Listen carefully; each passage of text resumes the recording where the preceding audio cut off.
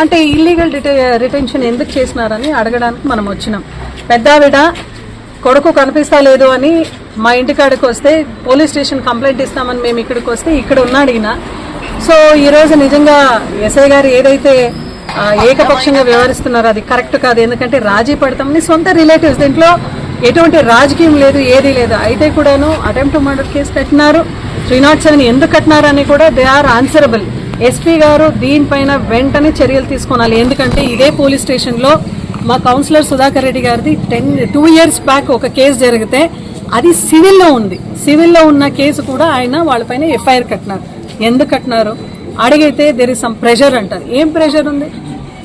ఏది రూల్స్ ఉందో దాని ప్రకారంగా చేసుకొని పోండి. అదే మావుటూరులో ఇదే ఊర్లో ఒక సూసైడ్ జరిగింది. టీడీపీ లీడర్స్ ప్రొవోకేట్ చేసినారంట, గోపాల్ అండ్ నరసింహులని. వాళ్ళపైన సెక్షన్ 108 అయితే అమలు చేసి పెట్టి 10 days అయింది. దానిపైన ఏం చర్యలు అయితే తీసుకోలేదు. ఎంక్వైరీ మీరు చేస్తుంటే ఎస్ మేము కోఆపరేట్ చేస్తాం. బట్ ఈ కేసులో రాజీ అవుతారు అని చెప్పినా కూడా మీరు వాట్ వాజ్ యువర్ ప్రెషర్? అంటే ఎందుకు పెట్టినారు మీరు అటెంప్ట్ టు మర్డర్? మళ్ళీ అరెస్ట్ అనేది ఎఫ్ఐఆర్ అయితే మీరు చేసినారు నిన్న పొద్దున్న.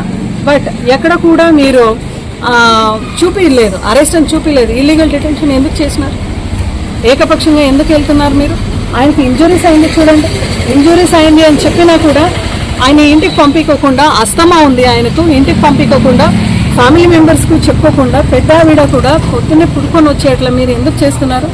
ఎస్పీ గారు మేము పంపిస్తామని చెప్పారు. నాకు చిన్న మీరు మేము ఇక్కడ 6:30 వరకు ఉన్నాము.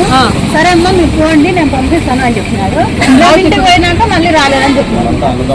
సో అన్న తమ్ముల మధ్యలో కూడా మీరు ఎటువంటి రాజకీయాలు చేయకుండా దయచేసి ఎస్ఐ గారు ఇంక పైన మీరు ఏకపక్షంగా మీరు ఎక్కడ కూడా విత్ ప్రూఫ్స్ మేము చెప్పిస్తున్నాం కాబట్టి ఎక్కడ కూడా ఏకపక్షంగా మీరు యాక్షన్ తీసుకోకూడదు అని మేము మనవి చేస్తున్నాము.